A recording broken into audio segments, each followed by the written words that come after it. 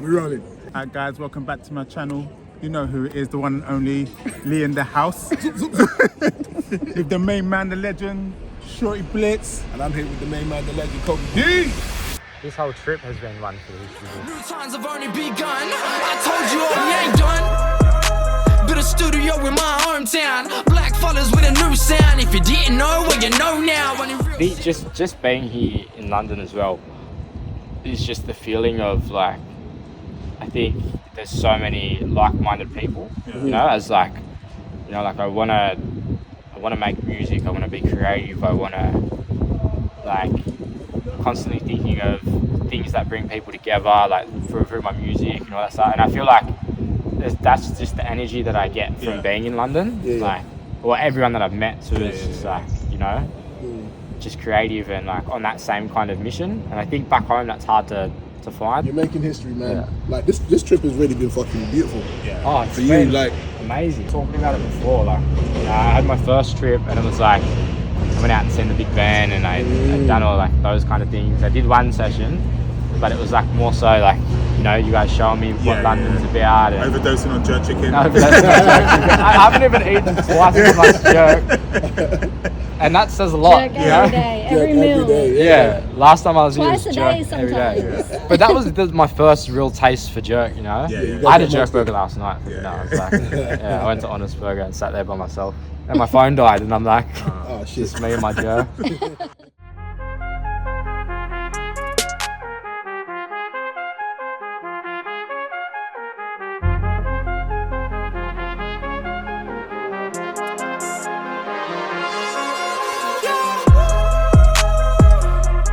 My second experience, and I think growing up, you know, I had a very different expectation of what London was going to be like, you know. So coming here, and I'm very fortunate enough to have friends out here that I can connect with, and you know, that I can really go out and experience different cultures, you know, because there's so many different cultures and such diversity out in London that I wasn't expecting, you know. So I got to exchange stories of black culture here and black British culture and see exhibitions of black British music and the influence that it's had, not only just here, but around the world, you know. Music that we all listen to. For me, going and seeing these exhibitions and learning all that stuff and exchanging stories with friends and like my brother Jords, and get a better understanding of, you know, how it is on this side of the world for our brothers and sisters over here as well, you know. Jazz Cafe was definitely a highlight, supporting Illa J. It's such an iconic venue. So for me, that was massive. But I think just this whole thing of performing here, you know, being here and working and, you know, being with my family and people that, you know, mean a lot to me and sharing this experience together, you know, has been like massive.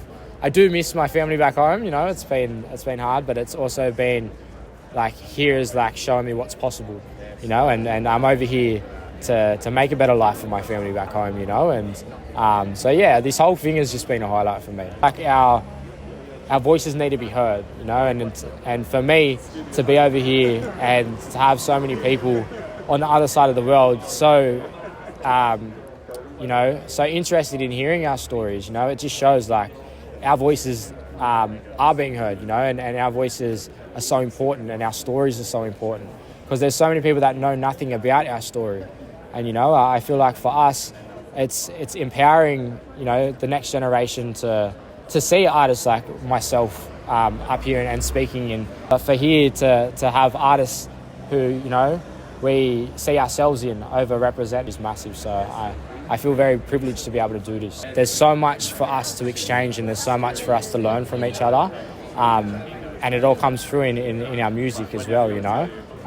You know, our music has always been about telling about, you know, the struggles that we've been through and educating and all these things, and it's definitely the same out here. Like, music has always been a way to speak about stuff that, you know, cultures have been going through over here. So, you know, it's been amazing to dive into those kinds of things, because there's a lot of things like speaking with, you know, Jords and my friend Lee, and, you know, being Jamaican and being over here in the UK, you know, and the stuff that they go through. And the history in it, you know, and a lot of stuff that's been whitewashed and a lot of stuff that isn't common knowledge unless you speak to, you you know, someone that knows that stuff, you know, or you go to these exhibitions and you see these things.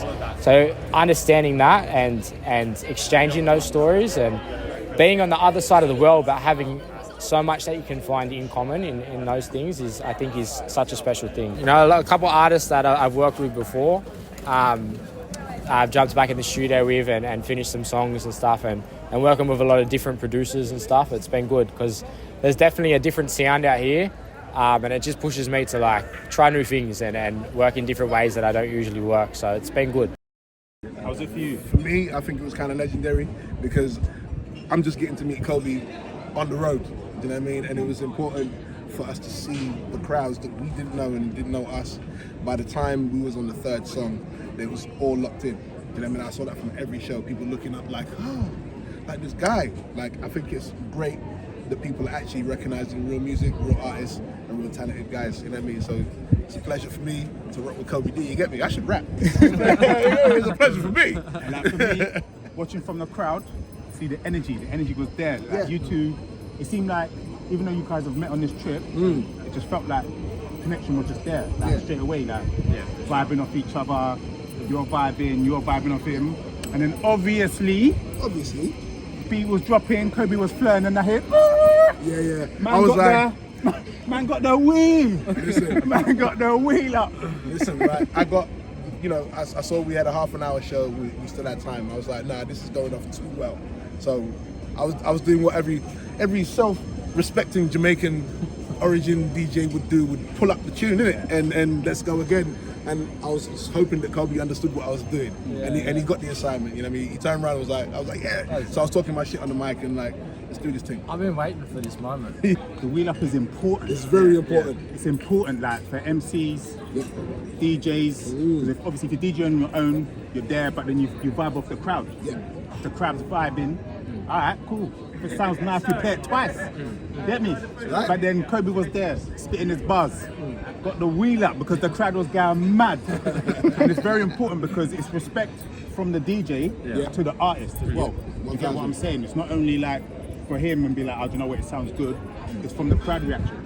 And that's like, it's kind of him paying homage to you, giving you the respect for shelling it down like in Brighton. So boy, like, man got the first wheel up. First of many more. I appreciate it. Hey, listen, we made history this whole tour, right? But the thing is, South London was definitely in the building. South London travels everywhere. South London is everywhere. Someone from South London will be everywhere that you're going to be, you know what I mean? So I gladly rep that. I wear that on my sleeve and all that good stuff, you know what I mean? So big up to Kobie Dee. Thank you for having me. It's been an ultimate pleasure.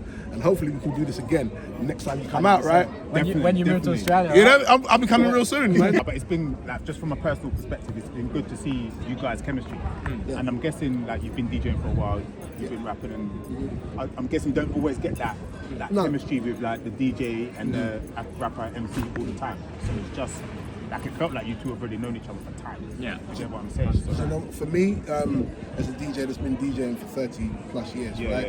It's longer than we've been alive and all that. It's good to have artists that actually have something to say. They have some great music and great stage presence as well. He knows what he's doing. I don't have to worry about him.